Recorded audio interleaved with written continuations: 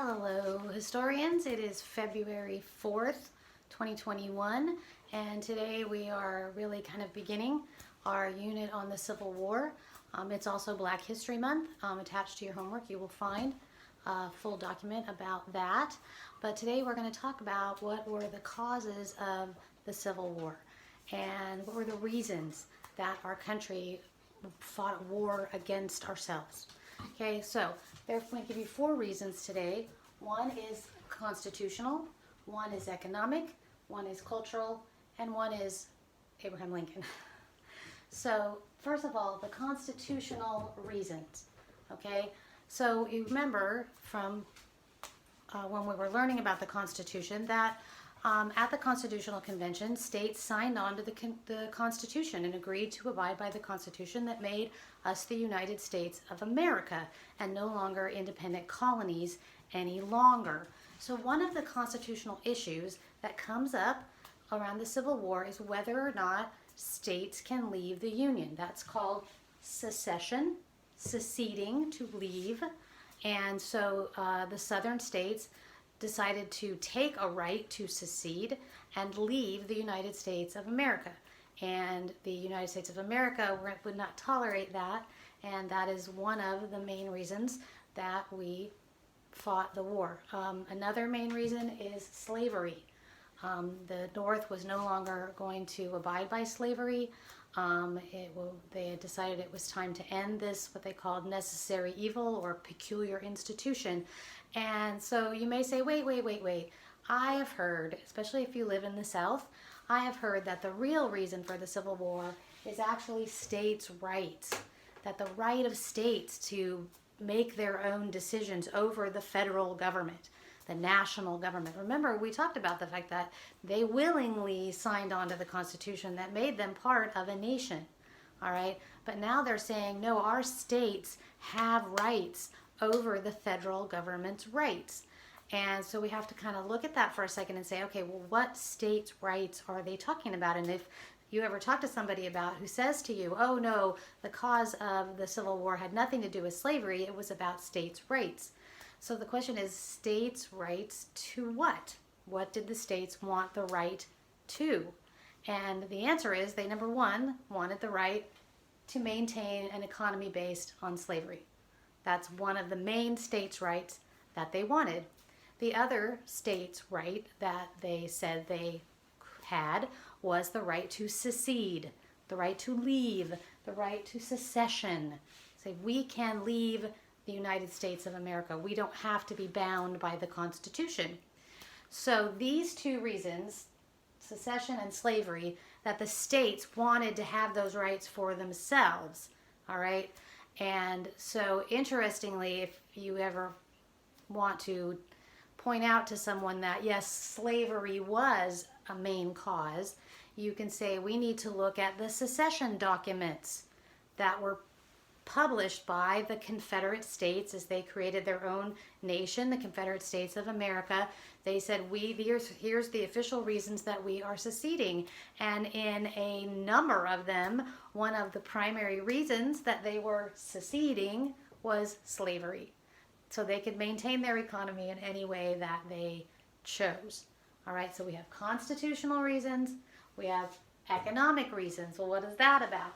That's about the fact that the economies of the North and South are very different, okay? In the North, we have, where there are farms, there are small farms. In the South, we have large-scale farms, plantations. Part of the reason for that is geography, okay? In the North, the climate is colder in the winter, a much shorter growing season.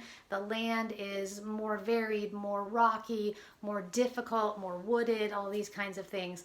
Where in the South, there's a milder climate for growing, a longer season for growing crops, and there's also lots of easily farmed, fertile land that if you clear the trees off of it, you can plant a lot on it. And so all you have to do is clear trees. And so, sorry, my nose is itching really bad. So you have these 2 very different geographies that are part of the fact that the economies are different. Manufacturing is growing in the economy of the North. Railroad building is becoming important in the economy of the North, where in the South, we still have this largely agricultural economy. King cotton, we've talked about that before. The South is getting rich on cotton, along with the technology that has made it easier to produce the cotton to sell much of it overseas to England. England wants our cotton as their manufacturing capability to produce fabrics grows. They want more and more cotton. All right, so we have the economies of these two. If you're manufacturing, you get up, you go to work, you work on machinery or amongst machinery, you finish that and you go home. If you are part of the agricultural South, you generally live where you work, on your farm or on your plantation, whether it's a little small farm or a large plantation. That's where you live, that's your home. And if you own a large farm that's very profitable, chances are it is based on a free labor economy. One of the reasons you can make money is because you're not paying your labor any costs, only food. You just feed them, clothe them, and house them, sort of, in less than ideal conditions, but nonetheless you give them a roof over their head and clothing, and that's it. That's all that you have to pay them. So because you're not paying any money into wages, that increases more profits and makes your land more profitable. So the manufacturing, go out to work, do your job, come home. The agricultural economy, where you live on your land, you work on your land, and you have labor that you do not pay money, slaves. You don't pay your slaves. You just, give them the bare minimums to survive, and so you make more profit that way. Okay, so those are the big economic differences. We also have big cultural differences, which, stem out of the way their economy is working, okay? First of all, let's just talk politically. The North is Republican, largely. The South is Democratic, largely. Generally, a man living in the South is either working in an agricultural career on or around a farm, or he's taken up a military career. There's not a lot of pursuit of higher education, of professional type jobs. I'm sure there are lawyers and doctors, but those are a very small number compared to what all the other jobs. But we look at the North and we see men are commonly having careers in business, in education, in medicine, in the law. There's more of those. Also, there's a much stronger emphasis of children being educated, in reading, writing, and arithmetic than there is in the South, where they are learning how to run the family farm, or they're learning what their mother does in the house, sometimes with the help of her slaves, sometimes not. But so the emphasis on education is, formal education is stronger in the North. The North is generally anti-slavery. The South is pro-slavery. We know that. Most people believe that necessary evil, that we have to have this. We know it's not perfect, but we need it. Okay? Religious differences. The North has become more accepting of different kinds of religions, even religion that doesn't, believe in the Bible or in God. They are more accepting of that, whereas most people in the South are still committed to biblical values, committed to the Word of God, to Christian religion. There's not a lot of variation in that.